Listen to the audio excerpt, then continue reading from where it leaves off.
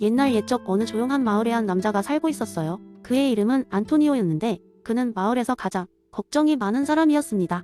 비가 내리면 흠뻑 젖은 채로 집에 돌아와서는 옷가지가 마르지 않을까 걱정했고, 시장에 가면 물건을 고르면서 가장 좋은 것을 놓치지는 않았을까 하고 걱정하곤 했죠. 밤에는 침대에 누워 내일 일을 걱정하다 잠을 이루지 못하는 일이 일상이었습니다.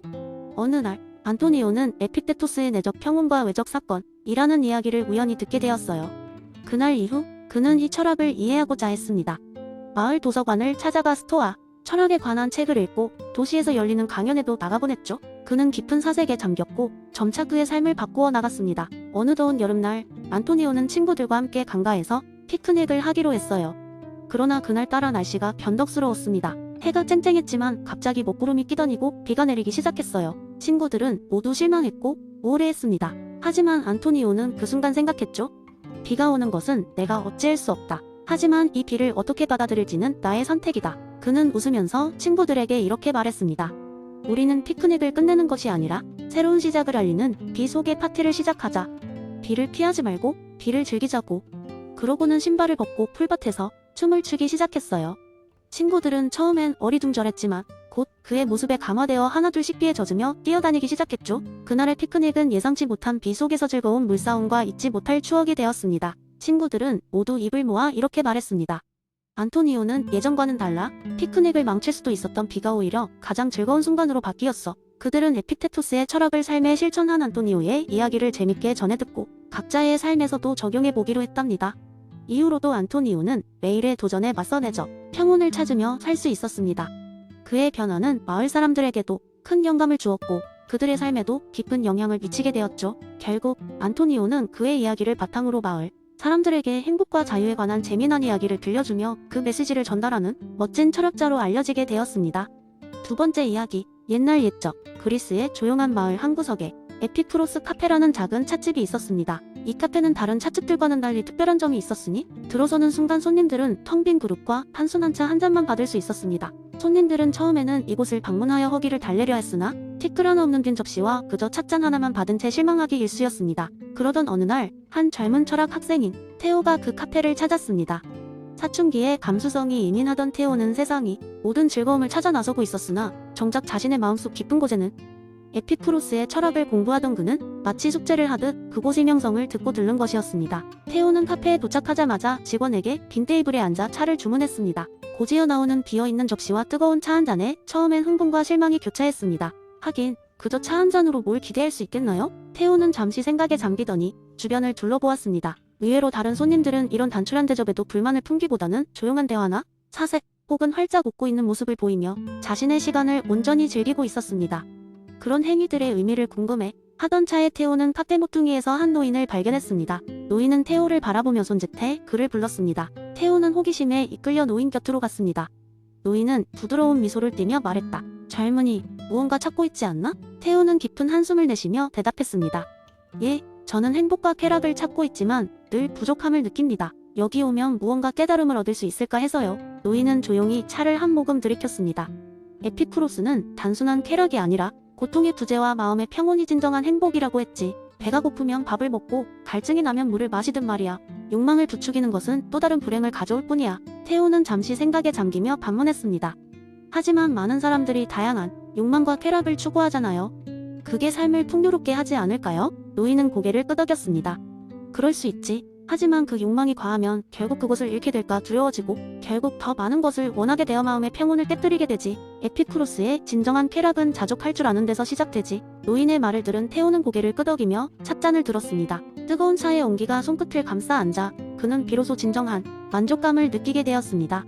부족함을 메우려던 그의 욕망은 사라지고 차 한 잔에서 얻는 단순한 평화가 그의 마음에 자리 잡았습니다. 그 후로 테오는 에피쿠로스 카페에서 차를 마시며 소박한 행복을 누리는 법을 배웠고 그는 그 길을 친구들에게도 전하며 훗날 명망 있는 철학자가 되었다고 합니다. 그의 철학은 고요한 만족 과절제를 기반으로 하여 많은 사람들의 삶의 안정과 행복을 가져다 주었습니다. 세 번째 이야기, 어느 날 작은 마을에 살고 있는 젊은 철학자 이반은 바리흐 스피노자의 범실론 개념에 깊은 감명을 받았습니다. 그의 호기심은 그를 멈추지 않았고 이 새로운 관점을 사람들에게 창의적인 방식으로 설명하기로 결심했습니다. 그래서 그는 마을 축제 날에 특별한 연설을 준비했습니다. 축제 당일 마을 광장은 사람들로 북적거렸고 이반은 중심에 있는 큰 나무 밑에 작은 무대를 마련했습니다.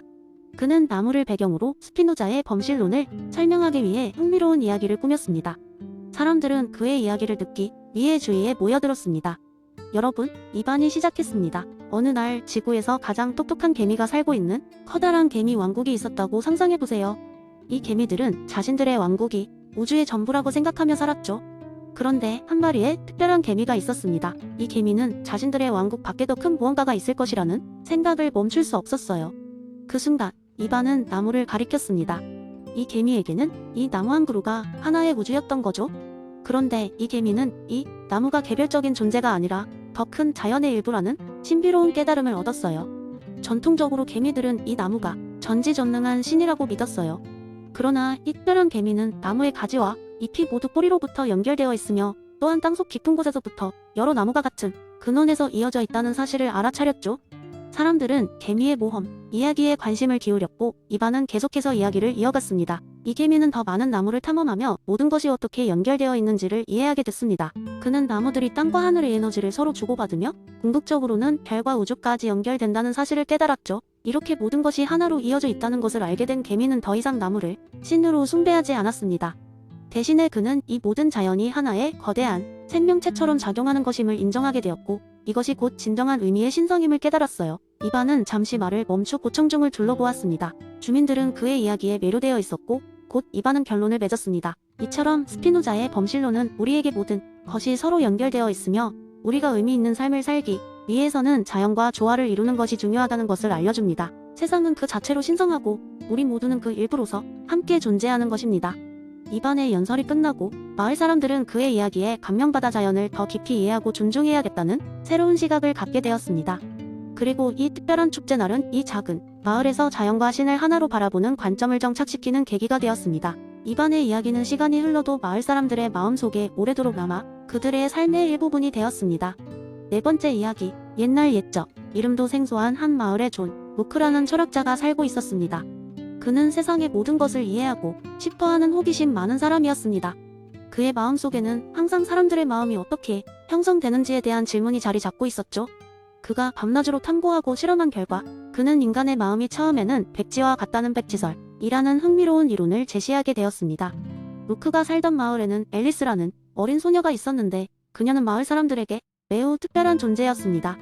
왜냐하면 그녀는 태어날 때부터 모든 것을 알고 있는 것 같았기 때문입니다. 돌도 되기 전에 말을 했고 5살이 되기 전에 아인슈타인의 상대성 이론을 설명할 수 있었죠. 사람들은 앨리스의 존재를 두고 수많은 이야기를 만들었고 그녀의 특별함을 경이롭고 신비롭게 바라보았습니다. 어느 날 앨리스의 부모는 루크를 찾아가 도움을 요청했습니다. 앨리스가 너무 많은 것을 알고 있어서 친구들이 그와 놀기를 두려워합니다. 그녀가 다른 아이들처럼 잘할 수 있게 할 방법이 없을까요? 루크는 잠시 고민하다가 앨리스에게 특별한 실험을 제안했습니다. 그는 앨리스에게 눈을 감게 하고 마을 곳곳을 돌아다니며 다양한 경험을 하도록 했습니다. 직접 만지고 냄새 맡고 듣고 보도록 했지요. 이는 앨리스가 모든 것을 재능으로 알고 있는 것이 아니라 경험을 통해 세상을 다시 이해하도록 돕기 위한 것이었습니다. 며칠 후 앨리스는 마을로 돌아왔고 그녀는 이전과는 다른 사람처럼 보였습니다. 그녀는 배운 것들을 무작정 읊는 대신 그것을 자신의 경험과 감정으로 표현하기 시작했습니다. 마을 사람들은 점점 앨리스와 함께하는 것에 편안함을 느꼈고 그녀 역시 경험하고 성장하는 것을 더욱 즐기게 되었습니다. 사람들은 더 이상 앨리스를 신비한 존재로 보지 않았으며 그저 자신의 경험을 통해 세상을 이해하고 배우는 한 명의 소녀로 바라보게 되었습니다. 시간이 지나 앨리스는 루크를 찾아가 감사의 인사를 전했습니다. 덕분에 저는 모든 것을 아는 것이 중요한 것이 아니라 경험을 통해 배우고 성장하는 것이 얼마나 흥미롭고 중요한지를 깨달았어요. 루크는 미소 지으며 앨리스의 말을 들었고 그녀에게 이론을 증명할 수 있는 작은 실험을 소개해 주었습니다. 그것은 마치 한 권의 빈노트에 많은 경험을 기록하는 것과 같았습니다. 루크와 앨리스의 이야기는 다른 사람들에게도 큰 영향을 미쳤습니다. 사람들은 이제 단순한 지식과 암기가 아닌 경험을 통한 학습의 중요성을 이해하게 되었고 각자의 백지 노트의 경험을 채워나가기 시작했습니다. 그리고 백지설은 그렇게 사람들 사이에서 재미있는 이야기와 함께 전해 내려오며 한때 경이로움을 자아내던 앨리스의 이야기를 많은 깨달음과 교훈으로 승화시켰습니다.